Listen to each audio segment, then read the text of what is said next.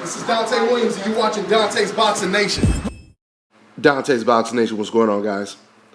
You know, leading up to this fight between Mayweather and Maidana, the rematch, we've seen the messages. We've heard people say it. Detractors say nobody wants to watch this fight between Floyd Mayweather and Marcos Maidana.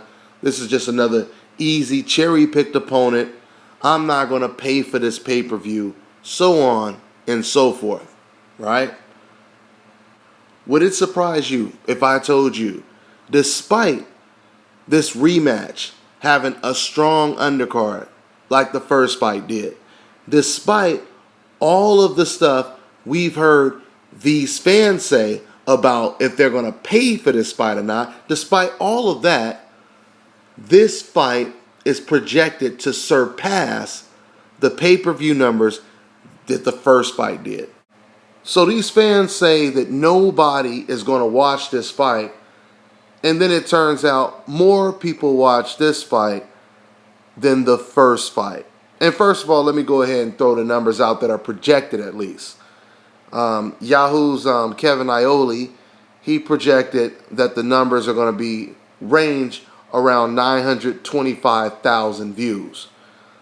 Now, they said that the first fight cracked about 900,000 views. Now, once again, these are just the projected numbers. But at the same time, if they're projecting numbers like this early, then we know this is pretty close to accurate numbers. Now, once again, how is it possible that fans tell you nobody wants to watch this Floyd Mayweather fight, and then more people watch this fight than the first fight? This is a simple case of reverse psychology. That's what it is. It is reverse psychology. We see this in the sport of boxing all the time with fighters that these biased-ass fans do not like. I mean, you could, even with Floyd Mayweather's style, Floyd Mayweather can be standing right in front of his opponent all night. We've seen it in the Canelo Alvarez fight. We've seen it in the Victor Ortiz fight. Floyd Mayweather standing right in front of his opponent, and what do these fans say? He was running. He was running all night.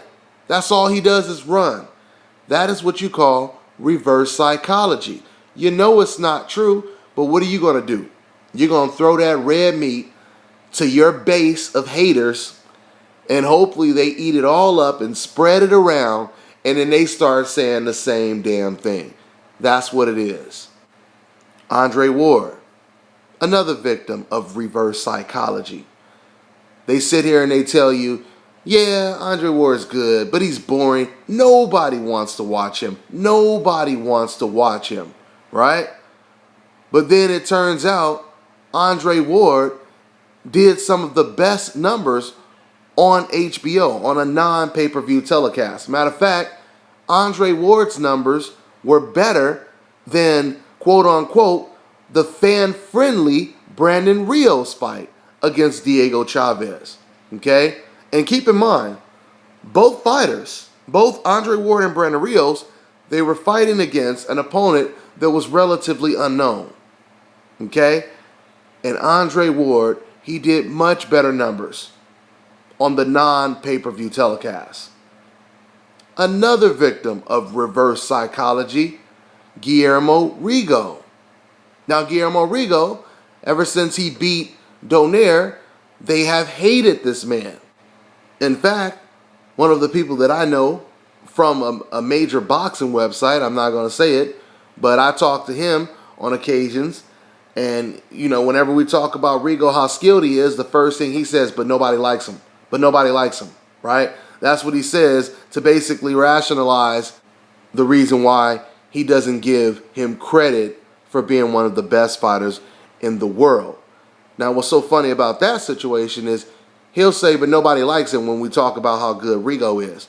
But then when we talk about if Canelo got a gift decision over Edeslani Lara, and then we start talking about the people who thought that Canelo lost the fight, like Julio Cesar Chavez Sr. or Teddy Atlas, whoever it is, then he says, oh, well, the people who thought that Lara won the fight, That's because they don't like Canelo. You see how the double standard works?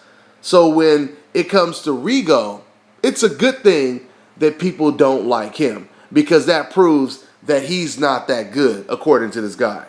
But when it comes to Canelo Alvarez, and someone thinks that Lara beat him, oh, it's because they don't like Canelo. And guess what? When they don't like Canelo, it's the fans that don't like Canelo that has the problem.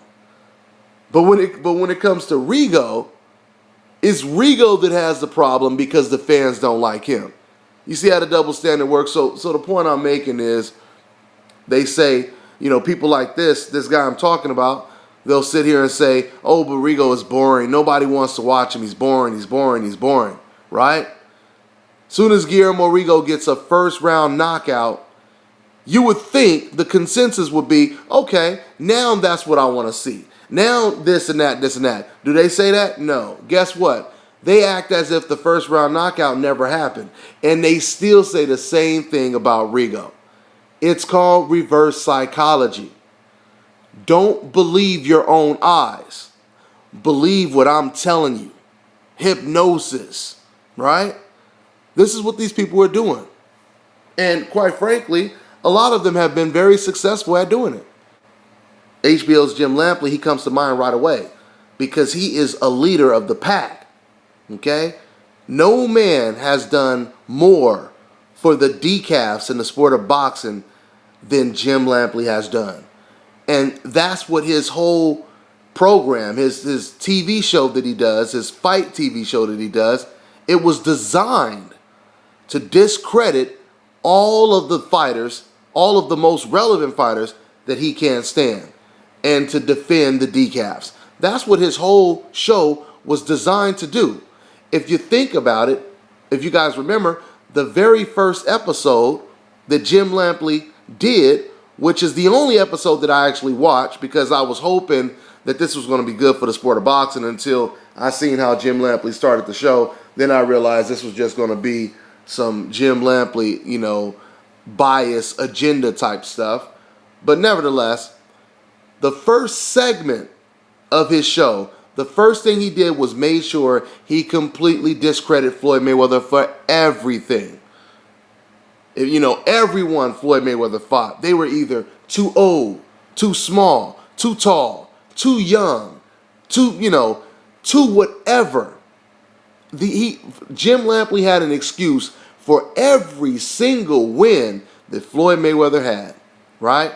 Now, of course, he wouldn't say that, oh, by the way, since Manny Pacquiao fought the majority of the same opponents Floyd Mayweather fought, then Manny Pacquiao has also fought opponents too small, too old, too this, too that, and all that. Of course, he wouldn't say that, but he's going to say that about Floyd Mayweather, so once again, he could throw that red meat out to his base.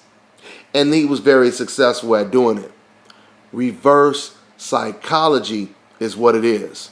When Jim Lampley covered the Mayweather versus Ortiz fight, of course, Jim Lampley, he defended Victor Ortiz the entire night while discrediting Mayweather like he always does. It was funny because when Floyd Mayweather would get hit and smile, Jim Lampley would say, oh, he's smiling, that means he got hit. That means the punch landed and it was a good punch, so on and so forth. But when Victor Ortiz got hit and smiled, he would say, look at Victor Ortiz. He's smiling in there. He's having a good time in there. He's showing that he deserves to be in the ring with Floyd Mayweather. Okay? This is what he said. Go back and watch it. He said it on multiple occasions. Victor Ortiz is showing that he deserves to be in there. He can compete with Floyd Mayweather. This is what he said before. What does he say on his show after the fact? After Floyd Mayweather beats him? Then he says Victor Ortiz was too young, too inexperienced, didn't deserve to be in there with Floyd Mayweather, right? We know what time it is. We know what time it is. Reverse psychology is what it is, and that is all that it is. He's done this on multiple occasions. Jim Lampley will, as the fight is going on, he'll give the other fighter all the credit in the world because he wants to make Floyd Mayweather look bad. But then soon as Floyd Mayweather beats that guy, then he says, oh, that guy he was fighting was too old, too small, too inexperienced, or so on and so forth. So I think you guys get the point. But anyway, once again, Floyd Mayweather is the most watched fighter this year on pay-per-view when it comes to boxing. I don't believe anyone will beat his numbers or beat his record for this year of 2014. Manny Pacquiao does have a fight coming up against Chris Algieri. Does anyone think that Manny Pacquiao may surpass Floyd Mayweather numbers? Do any of you Pacquiao fans believe that more people will pay to watch Manny Pacquiao fight than pay to watch Floyd Mayweather fight? Well, we will certainly see in November. That is for sure. Because numbers do not lie. People may lie, numbers do not lie. Okay? That's pretty much all I got. I'm on to the next one.